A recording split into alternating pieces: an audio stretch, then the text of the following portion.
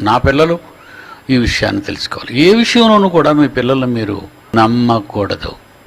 ఎప్పుడు వాళ్ళ మీద ఒక కన్ను వేసి ఉంచాలి. ఎందుకంటే ఏదో ఒక మాయమాట చెప్పి వాళ్ళు పోతారు బయటికి, కానీ వాళ్ళు బయట ఆడే గేమ్ వేరు, ఇంటికి రాగానే వాళ్ళు యాక్టింగ్ వేరు.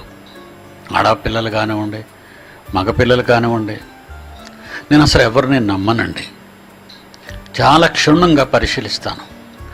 అలాంటి వాళ్ళని దేవుని దగ్గర ఉంచాలన్నా, దేవునితో బంధం కలిపాలన్నా నాకు ఇష్టం లేదండి. ఎందుకంటే వాళ్ళు దేవుని యొక్క నాయకత్వంలో దేవుని మాటలు విని బాగుపడే లక్షణాలు వాళ్ళలో ఉండవు. కానీ వాళ్ళంటి బ్యాడ్ క్యారెక్టరు వాళ్ళ పక్కన కూర్చున్న వాళ్ళకి అంటగట్టే పరిస్థితిలో ఉంటారు, ఆడపిల్లలు కానివ్వండి, మగపిల్లలు కానివ్వండి.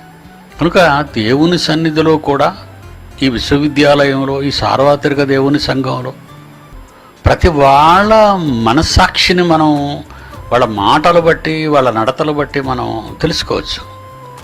ఎందుకంటే హృదయములో ఏముందో అది నోటితో మాట్లాడతారు అని బైబిల్ చెప్పిన సైకాలజీ. హృదయంలో ఏముందో నాలుకతో మాట్లాడతారు, నోటితో చెప్తారు. కనుక కొన్ని మాటలలోనైనా వాళ్ళు మనకు అర్థమైపోతారు. అప్పుడు వాళ్ళని మనం ప్రక్కన పడేయాలి. ముందు మన కుటుంబాలలో మన పిల్లలు ఎలా పెరిగారు అనేది ఆలోచించాలి.